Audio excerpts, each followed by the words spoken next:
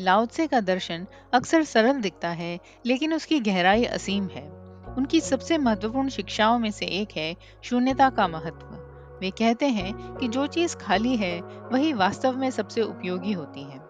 हम अक्सर वस्तुओं की बाहरी बनावट, उनकी ठोसता और आकार को महत्व देते हैं, लेकिन लाओत्से कहते हैं कि असली काम तो उस खाली स्थान से होता है जो वस्तु के भीतर है। जैसे एक घड़ा मिट्टी से बनता है, पर उसका उपयोग इसलिए है क्योंकि वह अंदर से खाली है। संगीत में सुर सुनाई देते हैं, पर उसका आनंद इसलिए है क्योंकि उनके बीच खामोशी है।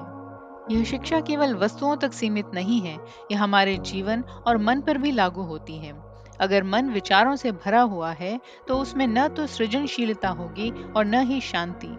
लेकिन जब मन खाली होता है, तभी वह नई चीजों को ग्रहण कर सकता है। यही कारण है कि ध्यान का उद्देश्य मन को खाली करना है। लाओ त्से कहते हैं, शून्यता से सब कुछ उत्पन्न होता है। बीज खाली मिट्टी में ही अंकुरित होता है। पानी तभी बह सकता है जब रास्ता खाली हो। इंसान तब बढ़ता है जब वह अपने भीतर पुराना खाली कर नए को जगह देता है। इसलिए शून्यता अंत नहीं है, बल्कि नई शुरुआत का आधार है। अगर हम हमेशा अपने विचार और अहम से भरे रहें, तो दूसरों के लिए जगह ही नहीं बचती।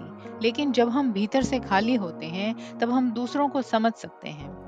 एक कलाकार तभी सृजन कर सकता है जब वह भीतर से खुला और खाली हो। जब अहंकार और इच्छाओं को खाली कर दिया जाता है, तभी आत्मा की सच्ची झलक मिलती है। लाओ त्से की यह शिक्षा हमें सिखाती है कि शून्यता कमजोरी नहीं है, बल्कि शक्ति है। खालीपन ही वह जगह है जहाँ जीवन खिलता है, जहाँ नई संभावनाएं जन्म लेती हैं।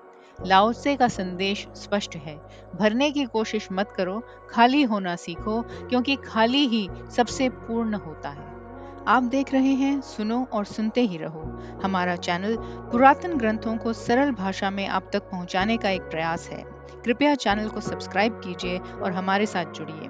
हम हिंदू धर्म ग्रंथों, साहित्य और इतिहास में से प्रेरणादायक कथाएं आपके लिए लाते रहते हैं।